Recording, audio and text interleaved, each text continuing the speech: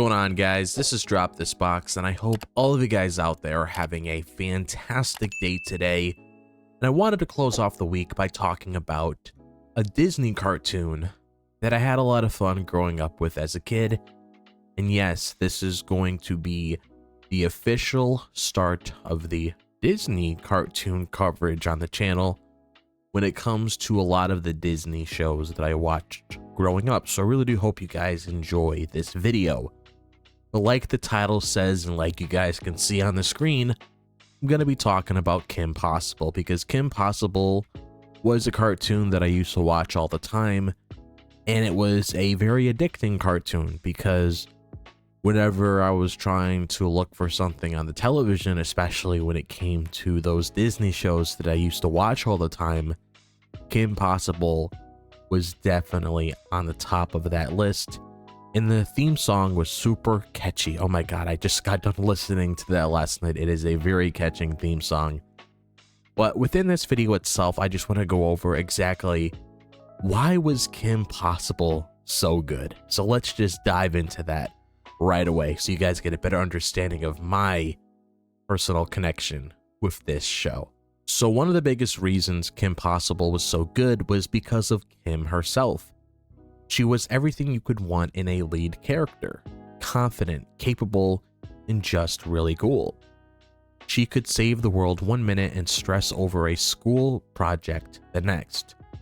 That mix of being both a hero and a regular teenager made her so easy to connect with. She wasn't some larger-than-life superhero, she was just a girl who happened to be really good at what she did. What I loved about Kim was that she never waited for someone to tell her she could do something. She just went out and did it. She was already an expert at saving the day from the start of the show, which was refreshing. It wasn't some long training arc or an I don't know if I can do this sort of phase. She knew she was good and she owned it. That kind of confidence was really fun to watch. But at the same time, Kim wasn't perfect, and that made her feel real. She still had insecurities, embarrassing moments, and times when things didn't go her way. There were episodes where she doubted herself or struggled with balancing her hero work with normal life, and that made her super relatable. Even though she was out there taking down villains, she was still just a high schooler trying to figure things out. She also broke the mold of what a cool character was supposed to be. She was a cheerleader, but she wasn't the stereotypical mean girl. She was super smart and skilled, but she wasn't stuck up about it. She was just a well-rounded, likable character, and that's part of the why Kim Possible stood out so much. Of course, Kim wouldn't have been the same without Ron. He was easily one of the funniest characters in the show. While Kim was all about getting the job done, Ron was the guy who would somehow trip over his own feet and still end up helping save the day. His ridiculous one-liners and over-the-top reactions made every episode even better. What made Ron great was that he wasn't just comic relief, he actually had depth. Yeah, he was goofy, but he was also insanely loyal, no matter how dangerous things got. He always stuck by Kim's side. He could have easily been written as a useless sidekick, but instead he had his own moments where he saved the day in his own weird way. Sometimes his random ideas or pure dumb luck ended up working out, and that was always fun to see.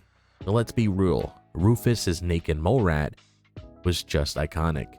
I don't know how they managed to make a hairless rodent so lovable, but they did. Rufus had just as much personality as any of the other main characters, and it wouldn't have been Kim Possible without him. Ron also had one of the best character arcs in the series. At first, he was just the goofy best friend who got dragged into things, but by the end, he was stepping up in ways that really showed his growth. Seeing him go from a nervous wreck to someone who could actually hold his own in a fight was really satisfying.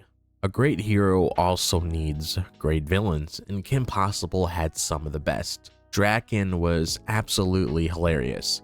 He was supposed to be this evil genius, but most of the time, his plans were ridiculous.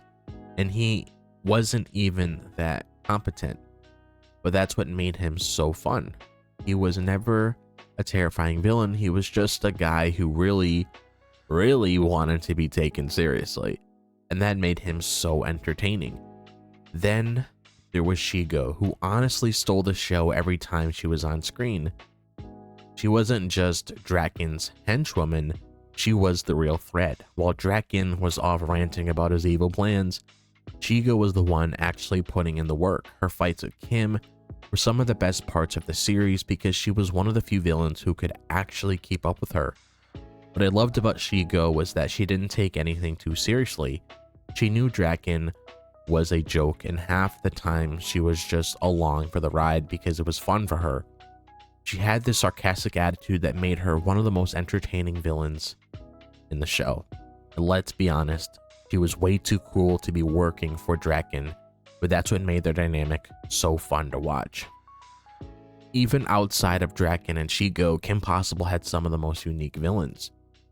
You had guys like Monkey Fist, a dude who took martial arts and monkeys way too seriously, and Duff Killigan, the evil Scottish golfer.